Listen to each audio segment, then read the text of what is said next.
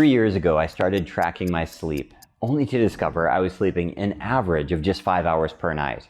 What that really looked like is a couple nights per week, I was sleeping 3.5, 4 hours, and a couple nights a week, I'd sleep 5.5, 6.5 hours. But on average, on net, I was sleep deprived.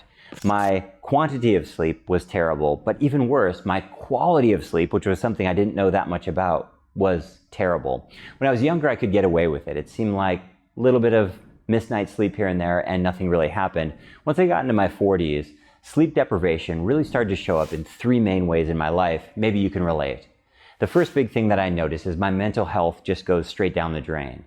Depression, anxiety, rumination. I have a really short fuse when I haven't slept well. I just get overly emotional about silly little things. Number 2 is my food cravings kind of go all over the place. And naturally, I eat very healthfully and I don't really have to think about it. But when I'm sleep deprived, sometimes I crave really junky foods or I just don't feel like eating at all. None of those are really conducive to well-balanced energy and health.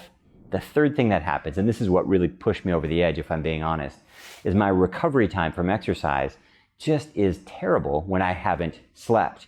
What I mean is I do a hard workout on Monday and Thursday, Friday, even into the weekend, I still would be sore and achy.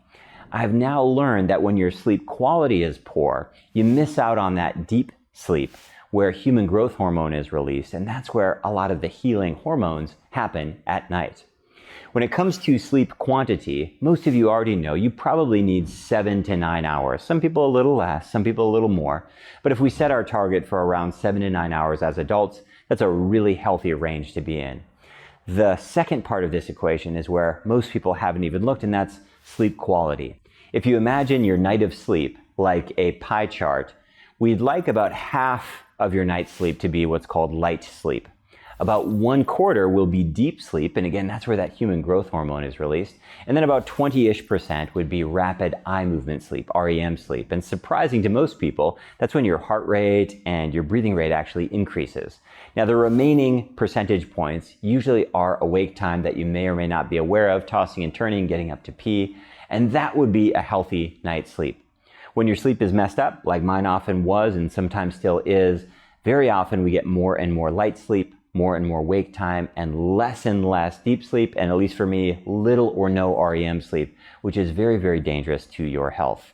When you start going down this rabbit hole, trying to find solutions to your sleep, I find that almost all roads lead you towards purchases, whether that's expensive mattresses or expensive tracking devices, complex gizmos, and special sunglasses to wear before bed. Some of these things work, a lot of them just drain your bank account, and all of it is overly complex.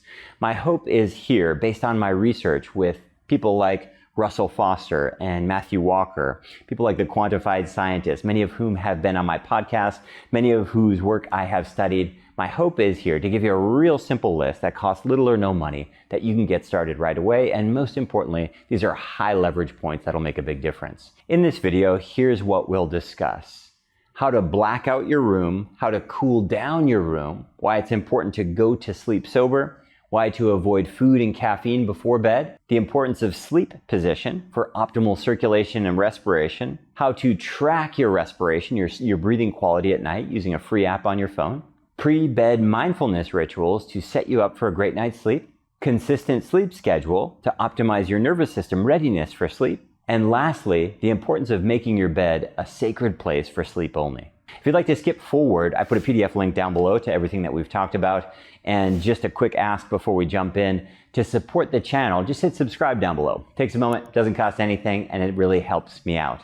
Okay, first tip we need to talk about, this is one often overlooked, and that is your room needs to be dark as possible. If you're comfortable wearing an eye mask, I'm not, but if you are, that is the quickest fix, costs next to nothing, and now you have dark room.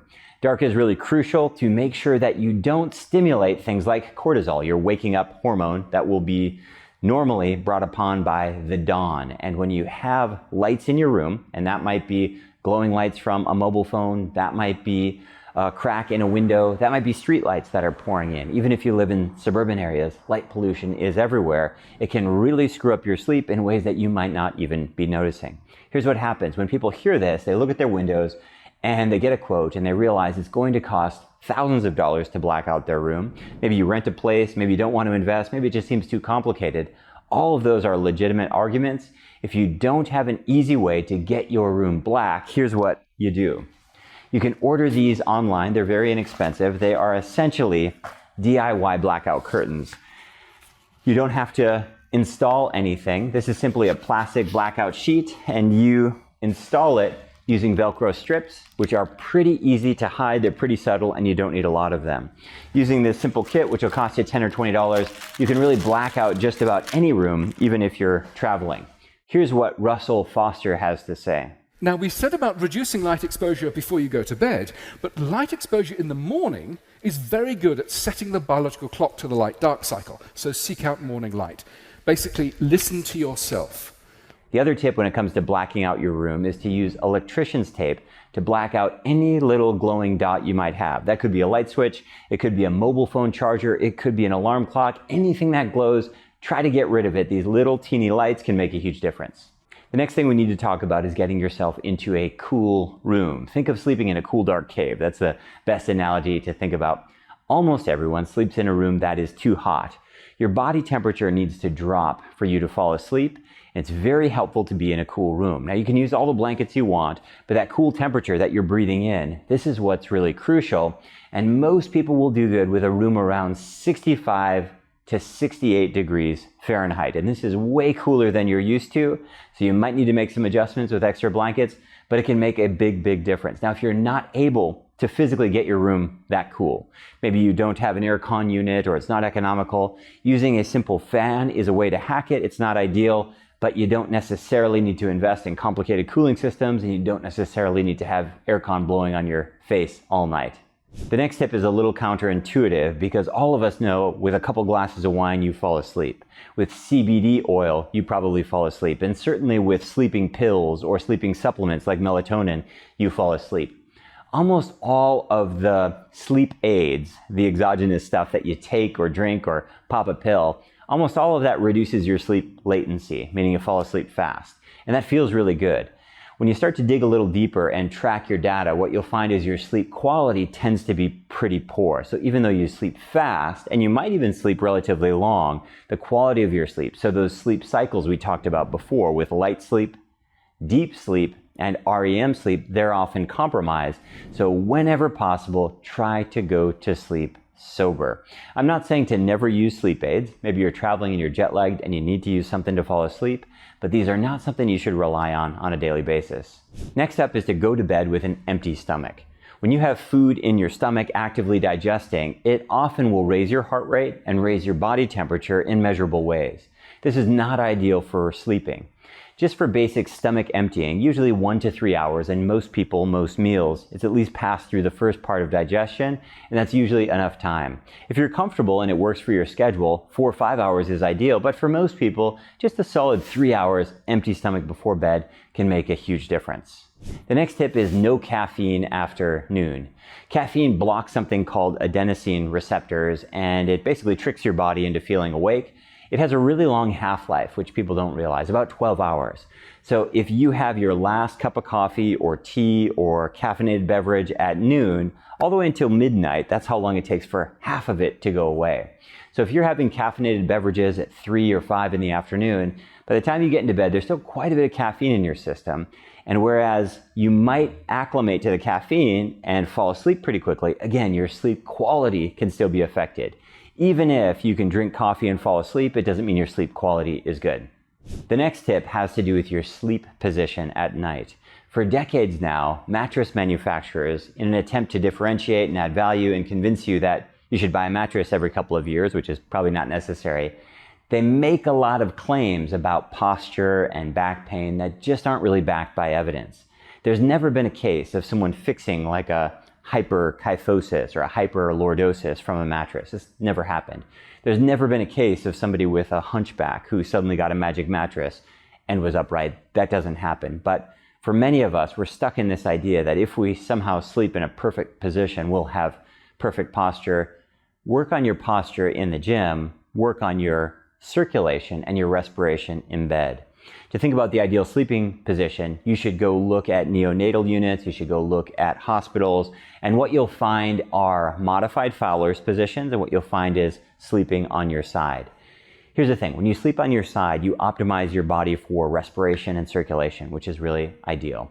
When you're sleeping, you want to breathe freely and you want your circulation to be free as well. Things like restless leg syndrome are very, very common.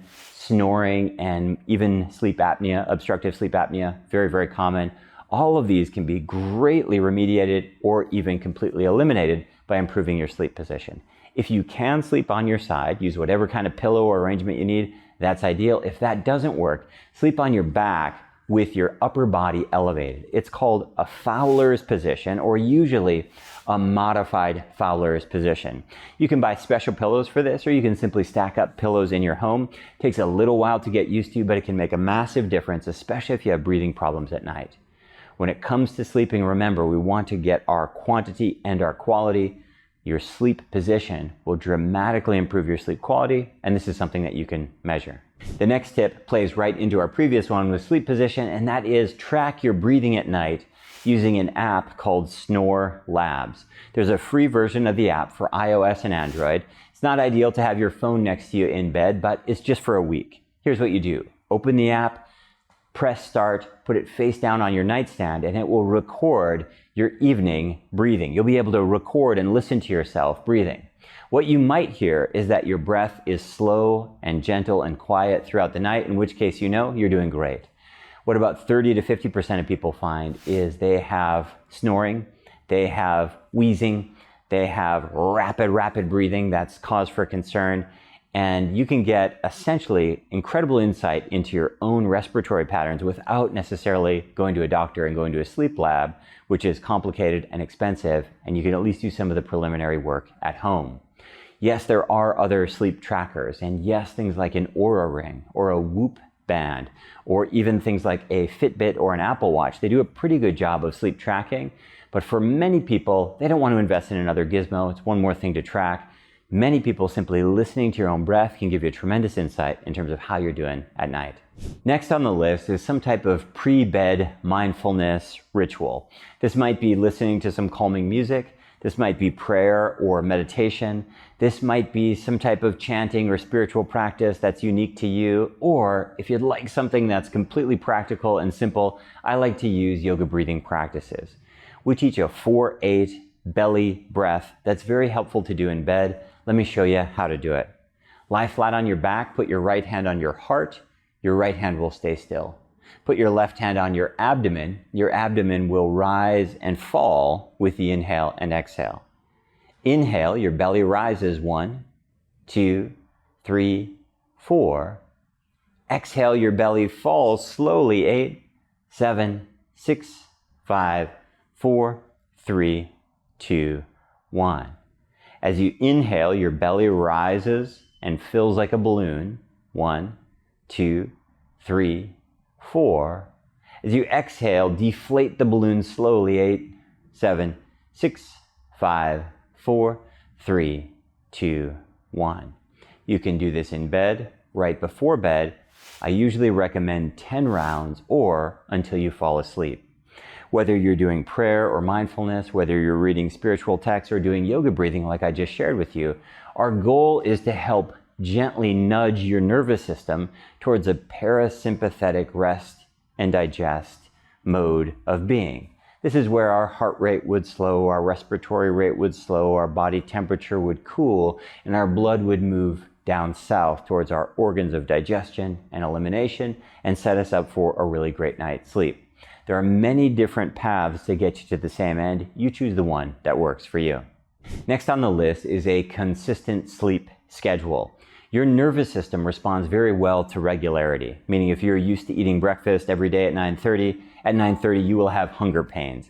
If your body acclimates to going to sleep every night at 11 o'clock, really helpful if you can carry through and follow through with that day on day, and here's the hard part, even on the weekends. But if at all possible, your nervous system will respond very well to a consistent sleep and wake time, specifically with that sleep quality score. The final tip has to do with making your bed a sacred space, meaning a space where all you do is one of two things, either sleep or sex and nothing else, meaning don't watch Netflix, don't doom scroll on your phone, definitely don't eat, and don't do other activities that aren't associated with rest, relaxation, and rejuvenation. With all of these tips combined, again, you can potentially use different tracking apps and tracking devices, but for many people, a simple bedside journal is enough to get a really firm and clear idea about how things are going. If you keep a written paper and pen journal next to your bed and write down the time you get into bed, write down the time you get out of bed, and on a 1 to 10 scale, rank subjectively your own sleep, for many people, their subjective sleep ranking is just as useful, just as practical, and to be honest, almost as accurate as many of the sleep trackers out there. And using these 10 tips, I think most of you will be able to see significant gains within a couple of weeks at the most. Hope you found this video helpful. I will link up to the work of Matthew Walker and Russell Foster, and also the quantified scientists, some of the people that I've referenced in this video down below. I would ask you to hit subscribe if you'd like more videos like this in the future. I release a video once a week. If you'd like to train with me, I have a program called YOGABODY Daily where we do strength and steps and stretching programs every day. You can find that information at yogabody.com. Thanks so much for tuning in, and I'll see you in the next video.